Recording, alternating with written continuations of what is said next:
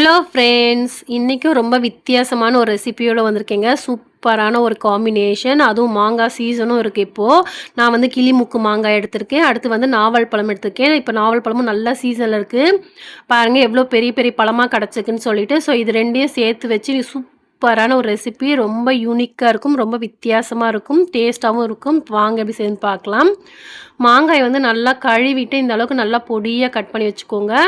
அதேமாரி நவல் பழத்தையும் வந்து நல்லா கழுவிட்டு அந்த கொட்டையை எடுத்துட்டு இந்த மாதிரி வந்து அந்த சதையை மட்டும் கட் பண்ணி எடுத்துருக்கேன். இது அரை கப், அது அரை கப் எடுத்திருக்கேன். இப்போ வாங்க எப்படி செய்யணும்னு பார்க்கலாம்.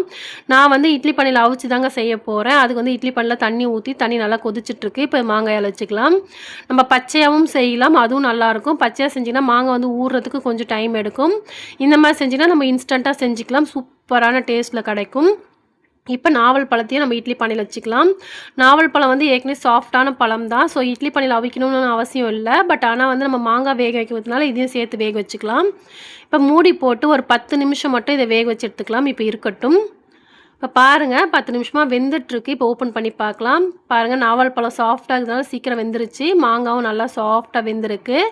இப்போ இதை எடுத்து அப்படியே ஆற வச்சிடலாம். இப்போ அடுப்பில் ஒரு கடாய் வச்சுருக்கேங்க. கடாய் நல்லா சூடானதுக்கப்புறமா ஒரு 50 கிராம் போல் எண்ணெய் சேர்த்துக்கோங்க. எண்ணெய் கொஞ்சம் கூட சேர்த்துக்கோங்க.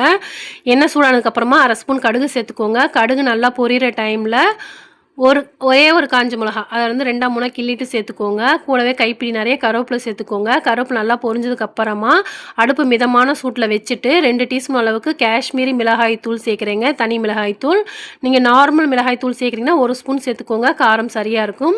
காஷ்மீரி மிளகாய் தூள் வந்து நல்லா கலர் கொடுக்கும், காரம் இருக்காது, அதனால தான் இது சேர்த்துருக்கேன். இப்போ ஒரு 1/4 ஸ்பூன் மஞ்சள் தூளும் சேர்த்துக்கோங்க. சேர்த்துட்டு மசாலா கரிஞ்சிராமல் நல்லா கலந்து விட்டுக்கோங்க. மசாலோட பச்சை வாசனை இதிலே போயிடணும். இப்போது இந்த டைமில் நம்ம வேக வச்ச நாவல் பழமும் மாங்காயும் சேர்த்துக்கலாம்.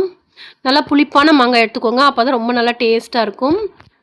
இப்போ மாங்காயும் சேர்த்துட்டு எல்லாம் ஒன்று சேர நம்ம நல்லா கலந்து விட்டுக்கலாம். அதில் வேக வச்ச தண்ணியும் இருக்குது பாருங்கள், அதையும் சேர்த்துக்கோங்க. சேர்த்துட்டு இந்த மசாலாவோட நல்லா கலந்து விட்டுருங்க. மசாலா அந்த மாங்காய் எல்லாம் நல்லா ஒன்று சேர நல்லா கலந்து விட்டுருங்க. நாவல் பழம் வந்து அப்படியே இதோட மிக்ஸ் ஆகிடுங்க, அதனால் வந்து ரொம்ப டேஸ்டியாக இருக்கும். இப்போ இந்த டைமில் நம்ம தேவையான அளவுக்கு உப்பு சேர்த்துக்கலாம். உப்பு சேர்த்துட்டு நல்லா கலந்து விட்டுக்கோங்க. எண்ணெய்லாம் பாருங்கள் நல்லா பிரிஞ்சு வர ஆரம்பிச்சிருச்சு. நமக்கு சிம்பிளான ஒரு ரெசிபிங்க, ஒரு 5லேருந்து 10 நிமிஷத்துலேயே செஞ்சிடலாம். இப்போ இது அப்படியே வெந்துட்டு இருக்கட்டும். நம்ம அதுக்குள்ள ஒரு மசாலா ரெடி பண்ணிக்கலாம். அடுப்பில் கடாய் வச்சுக்கோங்க. கடாய் சூடானதுக்கப்புறமா 1 ஸ்பூன் கடுகு, அரை ஸ்பூன் வெந்தயம், அரை ஸ்பூன் சீரகம் சேர்த்துக்கலாம்.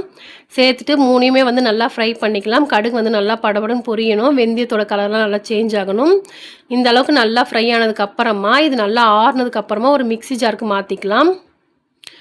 இப்போ நல்லா ஆறிடுச்சுங்க. இது ஒரு மிக்ஸி ஜாருக்கு மாற்றிக்கலாம். இந்த பொடியை வந்து நல்லா ஃப்ரெஷ்ஷாக அரைச்சி சேர்த்துக்கோங்க, அப்போ டேஸ்ட் ரொம்ப நல்லாயிருக்கும். இப்போ இதை நான் அரைச்சிட்டு வந்துடுறேன்.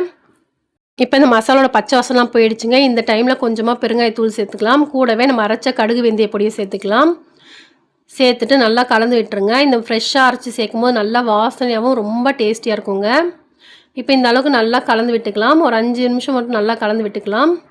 எல்லாம் ஒன்று சேர நல்லா கலந்ததுக்கப்புறமா ஒரு அரை ஸ்பூன் போல் நாட்டு சக்கரை சேர்த்துக்கலாம். நாட்டு சக்கரையோ இல்லை வெல்லமோ சேர்த்துக்கோங்க. நல்லா வந்து இந்த டேஸ்ட் வந்து நல்லா எடுத்து கொடுக்கும். நல்லா புளிப்பு, காரம், இனிப்போட சூப்பராக இருக்கும். அவ்வளோதாங்க, ரொம்ப சிம்பிளான ரெசிபி, யூனிக்கான ரெசிபி, ரொம்ப டேஸ்டியாக இருக்கும். கண்டிப்பாக ட்ரை பண்ணி பார்த்துட்டு எப்படி இருக்குன்னு சொல்லிட்டு கமெண்ட் பண்ணுங்கள். தமிழ் அமுது உணவு சமையலை சப்ஸ்கிரைப் பண்ணுங்கள், லைக் பண்ணுங்கள், ஷேர் பண்ணுங்கள், கமெண்ட் பண்ணுங்கள். இந்த மாதிரி நிறைய யூனிக்கான ரெசிபிஸ் போட்டிருக்கேங்க, நம்ம சேனலை வந்து பாருங்கள். தேங்க்ஸ் ஃபார் வாட்சிங்.